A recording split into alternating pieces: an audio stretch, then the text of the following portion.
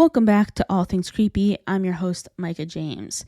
And this week I am revisiting a topic that I talked about way back in episode 9, and that is unusual deaths. Now, this is a topic that still interests me. I mean, clearly, as I'm covering it again in episode 87. And there are so many unusual deaths in history that there is a chance that I'm going to be revisiting this topic again soon. In fact, there are a lot of unusual deaths that deserve their very own episodes, like the Dyatlov Pass incident.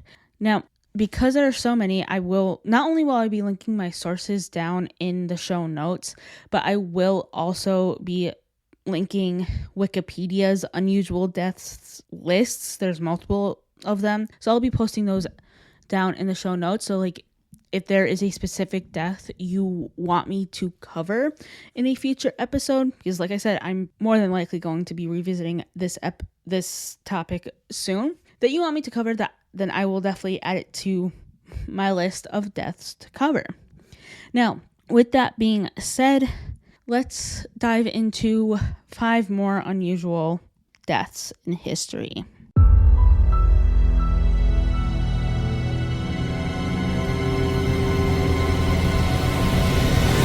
The first one I'm talking about is the death of Alexander the Great. Now, here's the thing about Alexander the Great. He's one of those people who I can potentially make a whole entire episode about just for Alex himself, as there's just a lot of information out there about him.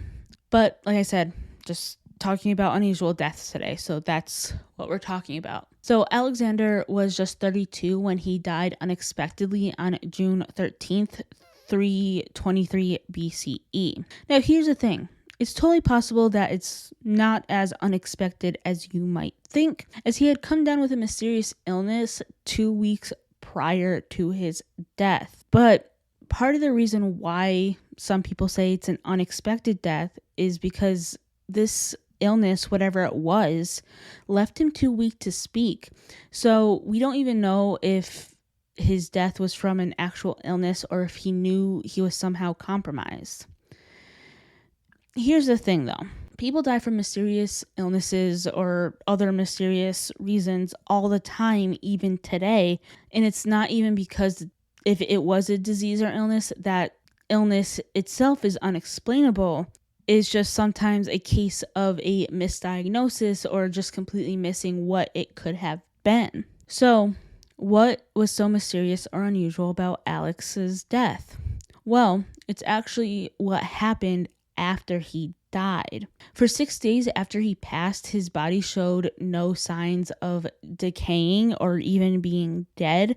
Usually even after a full 24 hours, there is usually some sort of hint of death. But because there was no evidence of decaying, back then people believed that Alexander was a deity of some sort. However, there are definitely more likely and definitely darker theories. Modern medicine and science speculates that he could have suffered from malaria, typhoid fever, or even West Nile encephalitis. However, there is an even darker theory that was proposed by Catherine Hall, who works at the University of Otago in New Zealand. She proposed the idea that Alexander had Guillain-Barré syndrome. Basically, this is an autoimmune disease that causes paralysis, which in turn could cause a coma. So this theory suggests that it's possible that Alexander the Great was actually in a coma or any other kind of deep sleep rather than actually being dead, which would explain why he wasn't decaying. However, this also just suggests that he was embalmed alive, which in and of itself is a terrifying thought.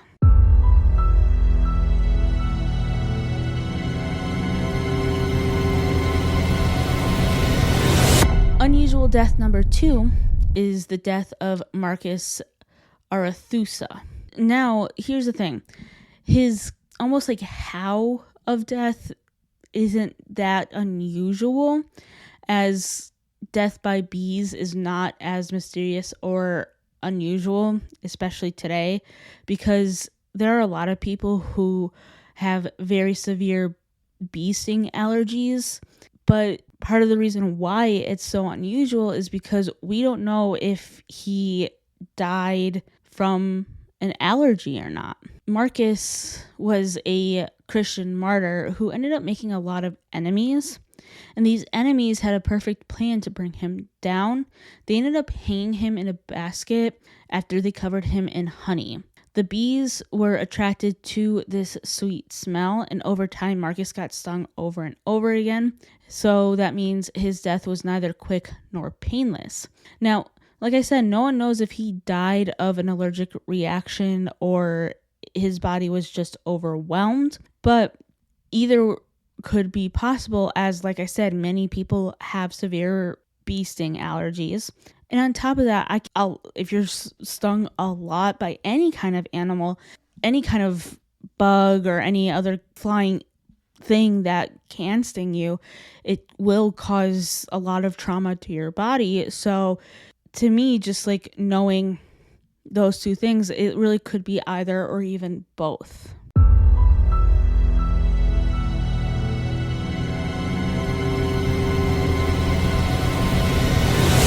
Next is Agnes Sorel. Now, Agnes is known for probably more than what I'm mentioning, but there are two things he's known for that are relevant to this episode. Agnes was officially recognized as King Charles VIII's mistress, and she ended up dying mysteriously in 1450. She was pregnant with her fourth child when she passed. The thing is, the what of her death has kind of been answered. Paleopathologist Philippe Charlier had tested Agnes's remains in 2005 and found lethal doses of mercury. It is totally possible that she was murdered by Charles VIII's son, Louis XI. Louis had rebelled against his father and potentially wanted Agnes out of the way, so he somehow fed Agnes mercury. But the thing is, this is just the most likely possibility. There's the other theory that states that she had ingested the mercury herself. During Agnes's time, quicksilver was an ingredient in medicine and makeup, so that means a lot of other people died from unintentional mercury poisoning. So it is a very high possibility, much like being straight up murdered, it's a very high possibility that she just ingested too much mercury because of medicine and or makeup.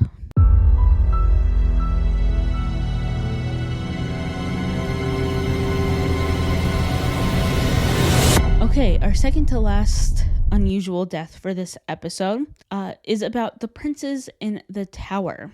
This one has been a mystery since it occurred, basically. Let's start with things we definitely know. The two boys who were given the nickname the Princes in the Tower were Richard III's nephews, Edward V and Richard. Their father had died in 1483, and Edward was put under the protection of their uncle. With the War of the Roses going on, Edward and brother Richard were put into the Tower of London, allegedly for their own safety. On top of that, Edward V was deemed too young to rule. While the pair was in the tower, they were both deemed illegitimate by the Parliament, which led to Richard III to being crowned king. So that's kind of where what we know for sure kind of ends. So because of all of these known things, this has led to people believing that King Richard III had something to do with these boys' disappearance. The last time the boys were ever seen alive was on June 16th, 1483, when they were playing in the tower's garden. After that, it was almost 200 years later in 1674 when they were found again.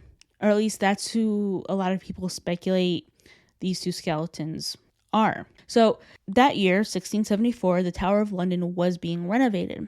Workmen had found a chest and in turn found the bones of two young boys. While it isn't confirmed whether these two boys were the princes or not, it does seem like the two skeletons, whoever they were murdered.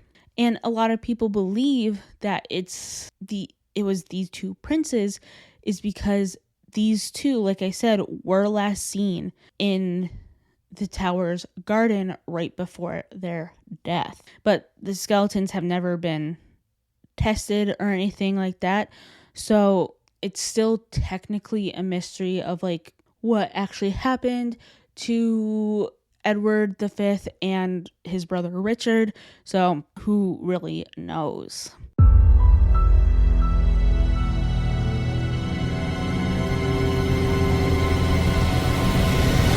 All right, the last unusual death is that of actress Natalie Wood. So her death is unusual in the sense of maybe it wasn't actually an accident kind of way.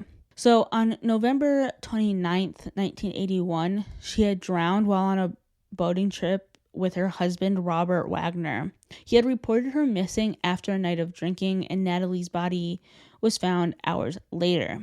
At first, her death was ruled accidental. However, that was until they found bruises all over her body, which almost forced the investigation to take foul play into consideration. As this was a boating trip for the married couple, Robert himself became the prime suspect and still seems to be to this day. It would make sense that he would be the last person to see her alive, and if she had bruises prior to her death, it stands to reason that he was the one to give them to her. To add fuel to the fire, Natalie Wood's cause of death was changed from accidental drowning to accidental drowning with undetermined factors. Thing is, there's still not enough evidence to make any sort of arrest, so we may not ever know what happened. It also doesn't help that at the time of recording this episode, Robert Wagner is 95. At this point, if someone knows something, there is little to no chance that someone will speak up. And honestly, it almost seems like the only person who does know something is Robert. I do want to acknowledge that like it's possible that these bruises were, like if they were drinking, it's possible that she like potentially got like just, if you're drunk, it's possible that you like don't notice that you hit something or something like that. But, who really knows how she got these bruises? Again, if anyone would know something, I personally believe it would be her husband, as it seems like he was the only other person there.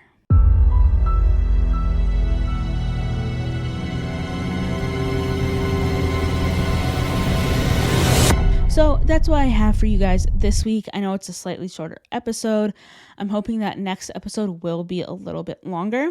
I will spoil it for you guys a little bit. I am going to be covering every single death that happens in all of the Final Destination movies. So it might be a little bit longer. And I will say that episode will be very spoiler heavy. I'll remind you guys of that in the episode next week. Now, with that being said, I will see you guys next week. Have a great week, and please be safe out there.